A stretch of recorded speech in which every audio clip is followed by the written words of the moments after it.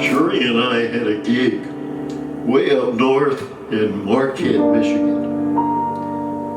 It was a one-week engagement with the option to be picked up for a second week.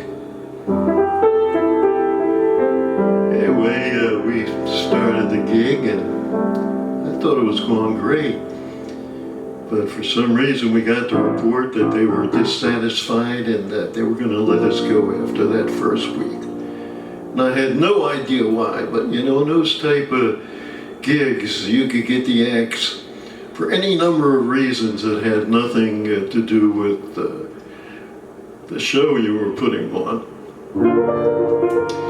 But anyway, back then I had a little more chutzpah than I do now, and I went into the boss's office and I said, "What do you mean we're not going to be picked up for the option?"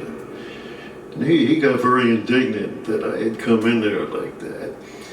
But he told me he was coming in on Saturday night. So I said, "Well, you come Saturday night and you check us out, and then you tell me if there's any problem." So anyway, that Saturday came, and like I said, it was unbearably cold up there in Marquette, Michigan. It was probably the heart of the winter too, and both Cherie and I, we came down with horrible colds, and both our voices were shot. But of course, you know, being an old showbiz, the show must go on kind of guy, I was going on anyway. And I could hardly speak even. My voice was like, "Hello." And I told the sound man, Dave, I said, just turn the mic up as loud as it can go and put some extra reverb on it. I'm just going to whisper the tunes. And so that's what he did. And I started singing, and it was really strange, but my voice sounded just like Nat King Cole. And you know, I'd listened to enough of his stuff to, you know how he kind of pronounced words and phrase. So as soon as I heard this voice coming out of me, I immediately, went into what I felt was his way of singing. Unforgettable. But funny thing is, the boss, he was a big fan of Nat King Cole, and I turned out to be a major hit with the guy. But the interesting thing to me is I've never been able to do that voice again. I've tried during the days when I used to do some impersonations in my show. I always tried to get that one, and never. I couldn't come close to it, just that one night. So,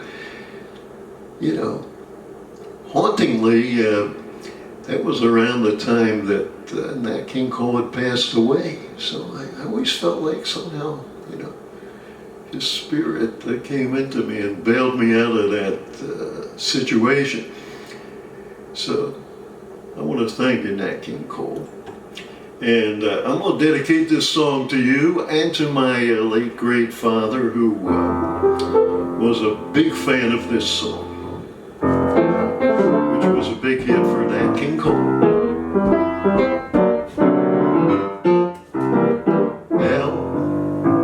Is for the way you look at me.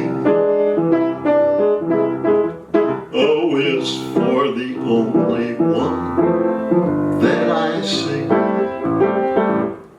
And V is very, very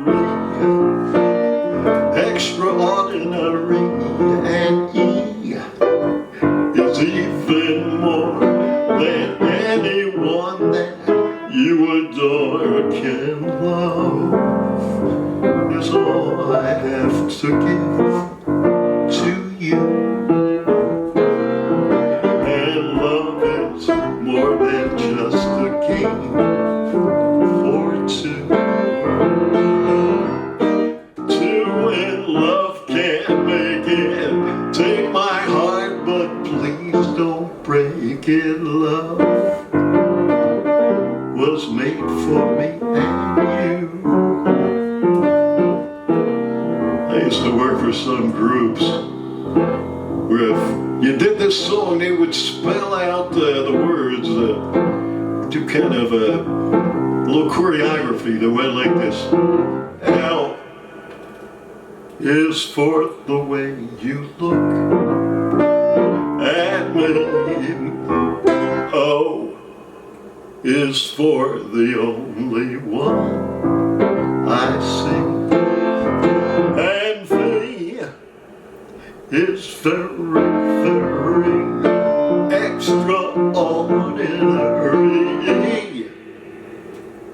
is even more than anyone that you adore. And love is all that I can give to you. Love is more than just a game for two.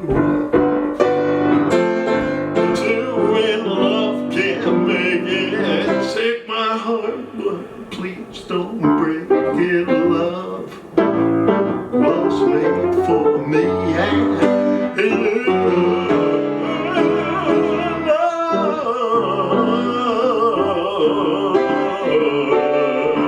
Love was made for me and you. Me and you.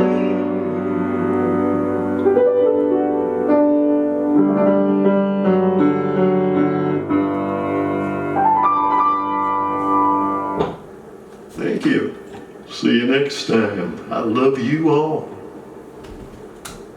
All of a sudden I became a Southerner, y'all.